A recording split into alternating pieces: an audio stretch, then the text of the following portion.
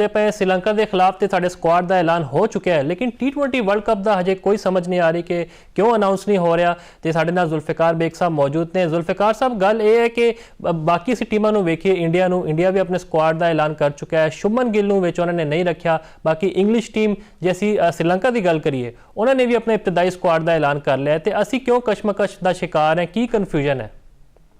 Definitely Pakistan cricket board की जी management है उसमें काफी गौर और फिक्र नाल टीम अनाउंस की जाएगी, उसके बारे तो वर्किंग कर रहे होंगे। ते जी प्लेयर परफॉर्मेंस है जो उन्होंने स्कोर कार्ड जी उन्होंने जी परफॉर्मेंस रही प्रीवियस उसमें मद्देनजर रखते हैं या फिर पाकिस्तान क्रिकेट बोर्ड की जी सिलेक्शन कमेटी अपना इजलास बुलाएगी और उसी बुनियाद पर एक मजबूत टीम असी मैदान च उतारांगे, क्योंकि नवा साल है, नवी टीम होगी इंशाअल्लाह ताला और अच्छा परफॉर्म करने वास्ते पूरी मेहनत भी करेंगे। बिग बैश की पाकिस्तानी खिलाड़ी गए हुए ने, किस्मत आजमा रहे हैं, आउटस्टैंडिंग परफॉर्मेंस रही हाली तक पाकिस्तानियों की। उम्मीद की जाती है कि पाकिस्तान क्रिकेट बोर्ड है जरा एक प्रॉपर प्लान करेगा इसनू और एक अच्छी टीम तुहानू देखने को मिलेगी।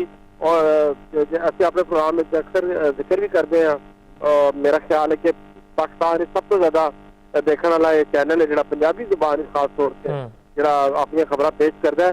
तो इस जितने भी गलबात होनी है जी इन्फॉर्मेशन होती है वो प्रॉपर ऑथेंटिक होती है। टीम का जिस ताल्लुक डेफिनेटली पाकिस्तान क्रिकेट बोर्ड एक मजबूत बोर्ड है और काफी इंफ्रास्ट्रक्चर काम कर रहे थे। टीम की बिल्डअप वास्ते भी उन्होंने काफी प्लान तैयार किए। जो सिलेक्शन कमेटी है वो जायजा इसका लै रही है और इंशाल्लाह मजबूत टीम सिलेक्ट होकर मैदान की उतरेगी जी। अच्छा जुल्फिकार साहब, जैसे गल करिए शाहीन शाह अफरीदी की, सानू पता है कि इंजरी का शिकार ने, हजे रीहैब भी उन्होंने मुकम्मल करना है। और उससे पहले असीं गल करिए कि नसीम शाह स्क्वाड में पाया गया है। नसीम शाह की फिटनेस पहले ही सवालिया निशान है। तो थानू लगता है यह भी वजह हो सकती है अजे तक स्क्वाड ना अनाउंस होने की? देखो जी जो फास्ट बॉलर है ना एवरेज एज घट होती है कंपैरेटिवली दूसरे बॉलर ने ना। इंजरी इन्होंने एक बेसिक एलीमेंट है इन्होंने परफॉर्मेंस के अंदर सारे जोर लाते ने, एफर्ट्स करते हैं और वैदर का भी काफी असर होता है इस बारे इंजरी ने बारे ना। नसीम शाह, शाहीन शाह अफरीदी, शादाब, बाबर आजम और ये वर्ल्ड क्लास क्रिकेटर है रिजवान, और ये वर्ल्ड क्लास क्रिकेटर ने उन्होंने तो काफी ज्यादा लोगों की एक्सपेक्टेशन भी परफॉर्मेंस अगर देखी जाए तो प्रीवियस मैचेस बड़ी अच्छी रही है। और डेफिनेटली हर बंदा अगर अपना किरदार अदा करे टीम की जीत तो डेफिनेटली इसी मैच भी जीत सकते हैं। जिद्दां तुसीं रिजवान की गल की जुल्फिकार साहब, बिग बैश विच भी वो फ्लॉप रहे ने, सिर्फ 6 रन बनाए ने। असीं ते तारीफां दे पुल बनदे सन कि जी रिजवान का बहुत जरूरी है स्क्वाड विच होना, लेकिन उन्हां दी इवें दी परफॉर्मेंस रहेगी तो फिर उन्हां दी सिलेक्शन भी सवालिया निशान हो जाएगी। की समझदे हो? जी रोज से बंदा कोई अच्छी खबर नहीं दे सकता। डेफिनेटली लाइफ विच भी जिन्ना अमीर ने खिलाड़ी है वो कदे उससे बैड पैच भी आ जाना है, उससे परफॉर्म किया उसकी अगर हिस्ट्री देखी जाए तो कंटिन्यूसली उसको जारी रखना ये थोड़ा प्लेयर वास्ते भी मुश्किल होता है। तो ऐसे अपने नैशनल हीरोज को बैकअप करना चाहिए, सपोर्ट करना चाहिए और एक हौसला अफजाई की वजह नहीं। तुम देखो बाबर आजम रिंग दोबारा वापस आए, मैदान वापस आए, तो उन्होंने अपनी गुड परफॉर्मेंस मैदान में तो वापस आ गए, लेकिन स्क्वाड में हजे नहीं आए। तुहानू पता है कि आस्ट्रेलिया में बिग बैश लीग खेडते पे ने, वो हजे भी है कशमकश चलती पई है कि पता नहीं वो T20 वर्ल्ड कप स्क्वाड में होंगे या नहीं।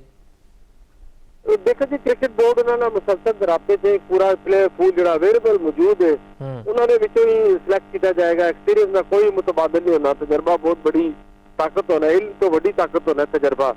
तजर्बे की बुनियाद पर अगर देखा जाए कि बड़ा खिलाड़ी अगर मैदान या टीम ही मौजूद हो तो ओपोनेंट टीम तो उसका प्रेशर होता है।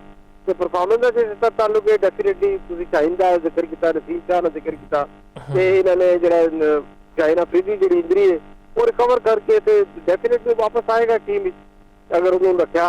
जिस तक बाबर आजम का ताल्लुक है, रिजवान का ताल्लुक है, देखो ये बैड लक उन्होंने कह लो, लेकिन मेरी नजर इतना ही समझांगा कि इस वक्त पाकिस्तान टीम में सीनियर प्लेयर की जरूरत है ताकि जो एमरजेंसी प्लेयर स्क्वाड शामिल हो रहे हैं उन्होंने तजर्बे तो फायदा हो गए और ओपोनेंट जो टीमां होंगे ने उन्होंने उत्ते भी प्रेशर बिल्डअप होता है मैच के दौरान जी।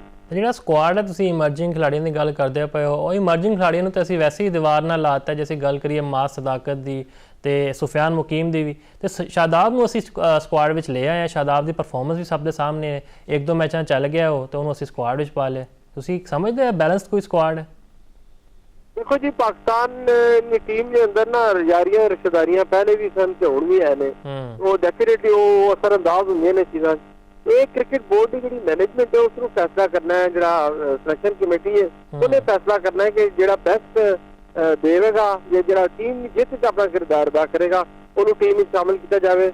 ਔਰ ਹੋਣਾ ਵੀ ਇਹੀ ਚਾਹੀਦਾ, ਕਿਉਂਕਿ ਦੇਖੋ ਪਾਕਿਸਤਾਨ ਸਭ ਤੋਂ ਪਹਿਲਾਂ ਵੇ, ਪਾਕਿਸਤਾਨ ਨਾਲ ਹੀ ਇਹਨਾਂ ਦੀਆਂ ਸਾਰੀਆਂ ਹਿੱਸਾ ਨੇ, ਬਾਰਾਂ ਨੇ, ਇਹਨਾਂ ਨੇ ਫਾਈਨਾਂਸ ਇਸ਼ੂਜ਼ ਨੇ। ਅਗਰ ਇਹ ਅੱਛਾ ਪਰਫਾਰਮ ਕਰਨਗੇ, ਟੀਮ ਵਿੱਚ ਜਿੱਤ ਦਾ ਕਿਰਦਾਰ ਅਦਾ ਕਰਨਗੇ, तो डेफिनेटली इन्होंने जगह भी होनी चाहिए है। और मैं समझना कि पाकिस्तान क्रिकेट बोर्ड जोड़ा है इस बारे में कोई प्लान उन्होंने बनाया होना है। और जिस तक खिलाड़ियों का ताल्लुक है, देखो जी पाकिस्तान कुछ खिलाड़ी ये समझन के जी असी जरा ना बहुत जरूरी है। मैं समझना कि वो उसी सूरत ही जरूरी है टीम के अंदर और परफॉर्म करेंगे 1 यूनिट और एक टीम नहीं मानित खेल के पाकिस्तान ਨੂੰ ਜਿਤਾਣਗੇ। ਅੱਛਾ ਜ਼ੁਲਫਿਕਾਰ ਸਾਹਿਬ ਮੇਰਾ ਗੱਲ ਕਰ ਲਈ ਅਸੀਂ ਪੀਐਸਐਲ ਦੀ, ਤੁਹਾਨੂੰ ਪਤਾ ਕਿ ਮੁਲਤਾਨ ਸੁਲਤਾਨਸ ਦੇ ਜਿਹੜੇ ਵੀ ਮਾਮਲਾਤ ਨੇ ਉਹ ਪੀਸੀਬੀ ਨੇ ਆਪਣੇ ਹੱਥ ਵਿੱਚ ਲੈ ਲਏ ਨੇ ਤੇ ਉਹਨਾਂ ਦੀ ਜਿਹੜੀ ਮੈਨੇਜਮੈਂਟ ਹੈ ਉਹਦੇ ਵਿੱਚ ਰਮੀਜ਼ ਰਾਜਾ ਨੂੰ ਸਰਬਰਾਹ ਬਣਾਇਆ